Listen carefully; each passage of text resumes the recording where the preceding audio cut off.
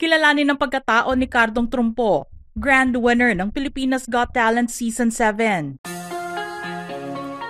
Isang pangarap, isang hiling, isang katuparan, isang pagpapala. Mabilis na nabago ang buhay ng isang ordinaryong mamamayan sa naging pagsali niya sa reality talent competition ng ABS-CBN na Pilipinas Got Talent. At ngayong nagtapos na ang Season 7 ng nasabing programa, masaya ang magiging buhay ng itinanghal na Grand Champion na si Cardong Trumpo. Pero bukod sa kanyang ipinakitang talento sa maraming tao, isang kasaysayan din ang kanyang naitala sa season na ito ng PGT.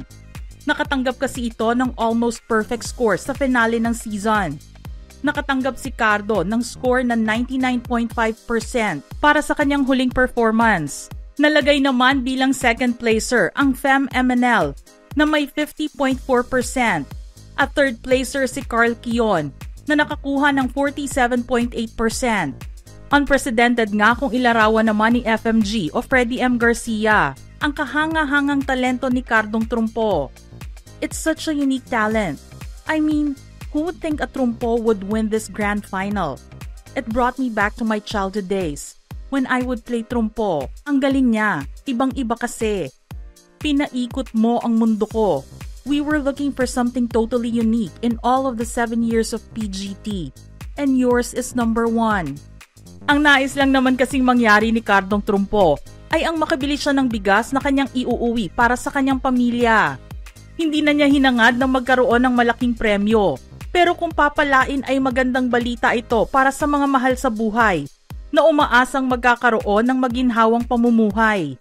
Ang gusto ko magkabigas lang ako, tapos bahala na bukas. Pero ito, sobra-sobra ito. Yung pamilya ko gusto kong maalis kasi nasa ilalim kami ng kuryente. Matutupad na siguro yon, pero unahin ko yung utang ko. Ayoko magsinungaling. Pagpasok ko ng trabaho, ipangungutang ko muna.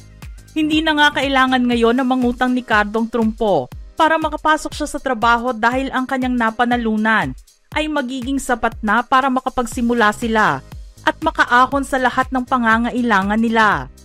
Tumataginting na 2 million pesos ang perang kanyang napanalunan. Bukod pa sa mga basic needs ng kanyang pamilya, makakabayad na rin siya ng tuition ng kanyang mga anak. May isa akong anak, hindi ko na ihabol sa pag-enroll. Problema kasi wala talagang pera eh. Pero eto na ako ngayon. Tulad ng sabi ko, iingatan ko ito. Gagamitin ko sa magandang paraan. Hindi magsisisi yung mga tao na nagbigay sa akin ito. Ang isa pang PGT judge na si Donnie Pangilinan ay humanga kay Mang Cardo at napasabing, lahat sumisigaw ng pangalan mo. You are a star. Ito na lang po masasabi ko. Tay, PGT, Pilipinas Got Trumpo. Pinuri naman ni Eugene Domingo ang talento ni Mang Cardo at sinabi na ito ay one of a kind. At talaga namang ipagmamalaki ng mga Pinoy sa bawat sulok ng mundo.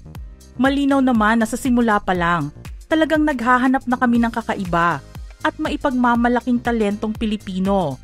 With all due respect, sa palagay ko nahanap na. What you showed us is really excellent entertainment. It's really God-given talent. It's really the new Filipino. Nabilib din si Catherine Bernardo sa ipinakita ni Mang Cardo. Pinaikot nyo ang mundo namin, katulad ng sabi ni FMG. Pero tatay, handa ka na bang umikot sa buong mundo dala-dala ang talento nyo at ang kulturang Pilipino? Kasi kami handang-handa na. Ito rin kasi ang hinahanap nilang mga hurado sa mananalo, may puso at talento. Si Cardong Trumpo o Ricardo Cadavero sa tunay na buhay ay 55 years old at isang construction worker na mula sa Cavite.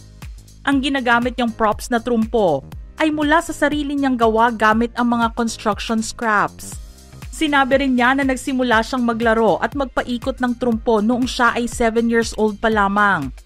Hindi naman niya inisip na magagamit pala niya ang paglalaro ng trumpo at talentong nahubog niya sa paglalaro nito sa pagsali niya sa Pilipinas Got Talent. Gamit ang dulo ng isang panulat, ginabayan niya ang umiikot na trumpo sa isang manipis na wire line hanggang sa makapunta ito at maglakbay ng tuloy-tuloy mula sa kabilang dulo nang hindi nawawala ang balanse. bago lumipat sa isa pa niyang prop kung saan binalanse niya ang dalawang inverted tops sa loob ng isang metal hoop na pinapanatili ang parehong paggalaw habang hawak niya ang hoop mid-air. Pagkatapos ay pinabayaan din niya na umikot ang kanyang trumpo sa ibabaw ng isang maliit na disc platform na lumulutang sa mid-air. At para sa finale, binalanse niya ang isang higanting trumpo sa palad ng kanyang kamay na may control. Umani ito ng standing ovation mula sa mga hurado at malakas na hiyawan at cheer mula sa live audience. Maganda ang naisip ni Mang Cardo na gumamit at muling ipakilala ang laruan na nooy ginagamit ng mga kabataan habang naglalaro sa kalsada. Sa pamamagitan ng mga tricks na ginawa niya, nakikita ng mga bagong henerasyon ngayon ang mga pinaglalaruan ng kanilang mga lolo't lola at nanay at tatay. Unti-unti na rin kasing nawawala at nakakalimutan ang mga traditional toys o games ng mga Pinoy dahil na rin sa paglabas ng iba't ibang mga high-tech na gadgets. Para kay Mang Cardo, ito pong aking ipapakita. Isa po itong tradisyonal na siguro nakalimutan na, pero bubuhayin ko at bibigyan ko ng isang magandang modelo para sa mga kabataan. Simula pa lang din kasi noong sumali si Mang Cardo sa PGT, marami na ang nagkagusto ng ginagawa niyang tricks gamit ang trumpo, kaya naman nakuha niya ang puso ng mga manonood. Kaya naman nasabi ni Eugene sa kanya noon na, "Kilala kita, kilala ko ang mukha mo. Ikaw ang mukha ng Pilipino, nagsusumikap at hindi sumusuko. Ginagamit ang regalo at ang talento. Hindi gumagawa ng masama. Pinaikot-ikot mo ang trumpo. Handa ka na bang umikot ang buhay mo?" Nang tanungin ko ano ang naramdaman niya sa pagkakataong ipakita ang kanyang talento sa pamamagitan ng PGT, aniya, "Sobra-sobrang saya. Walang mapagsidlan ang kagalakan na maging bahagi dito sa isa sa pinakamalaking TV show sa Pilipinas Got Talent." Pero ang paglalaro ng trumpo ay hindi lamang isang ordinaryong laruan para kay Mang Cardo.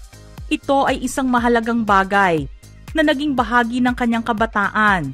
Nung bata pa po ako, isa po ito sa naging libangan ko lang kasi broken family po ako. Wala po kaming magulang na naggabay maliban sa isang nanay lang. Ito ang naging daan ko pag malungkot. Minsan makakita ako ng mga bata. Parang bumabalik ako sa pagkabata. Kaya naman ngayon, pamilya lang niya ang kanyang inisip sa pagsali at pagpapakita ng kanyang talento. Ginagawa ko po ito para sa aking apo, sa aking pamilya, at sa lahat ng mga taong sumusuporta sa akin hanggang ngayon. Ang trumpo ay isang laruan na ginagamit sa isa sa pinakasikat na larong Pinoy noong 80s hanggang unang bahagi ng 2000s. Ang itaas ng isang trumpo ay may hugis na conical o spherical at gawa ito sa kahoy, habang isang matulis na metal naman ang nakakabit sa ilalim nito. Ginagamitan ng katawan nito ng hardwood material tulad ng nara, guava, ipil at iba pa. Ang laruang ito na minsang naging parte ng buhay ng isang Pilipino at naging parte ng kabataan ni Mang Cardo ay maituturing na niya ngayon na isang kayamanan na hindi niya akalain ay makakapagpabago sa kanyang buhay.